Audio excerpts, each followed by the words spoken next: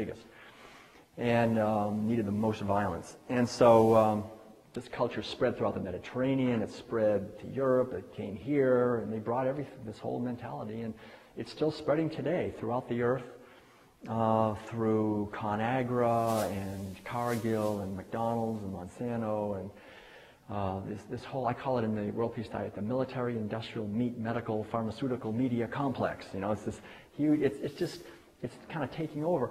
And we're born into that culture, and the culture is essentially the same because the food is still the same. We've been making these wonderful efforts for hundreds of years to try to uplift ourselves, to try to create a culture where we have freedom and peace and equality and sustainability and just, you know, a world that works for everyone. And why has our progress been so painfully slow? Why does it seem like we're sliding backwards? You know, it's because the same mentality is still injected into all of us by this culture.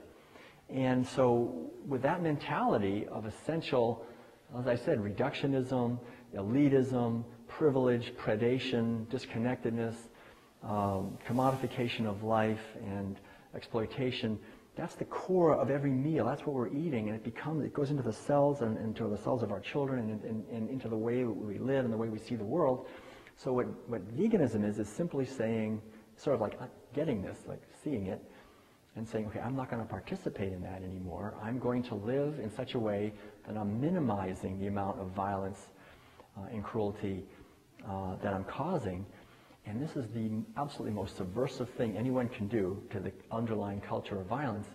And I think it's by far the most powerful thing anyone can do to bless the world, to help our culture evolve to a higher level, to the next stage. And so I just want to thank you if you're a vegan or if you're moving in that direction, because this is an amazingly powerful thing you can do. And most people think of veganism as negative, right? Well, I mean, people say that to me, oh, I guess you can't eat that, and you don't eat that, and you won't wear that, and you won't go to see that, and you won't do this, and you won't do that. No, it's all these no's. But actually, the truth of it is that all those no's ride on a big yes. You know, it's an underlying yes, saying yes to kindness and compassion and caring and taking responsibility for the ripples that radiate out, from my life into the world. And it's a yes to joy and freedom and peace for everyone. So it's a huge yes. We're just saying no to the practices that are devastating our planet and our own spiritual nature. And so that's what Donald Watson said. Donald Watson's the fellow from England who coined the word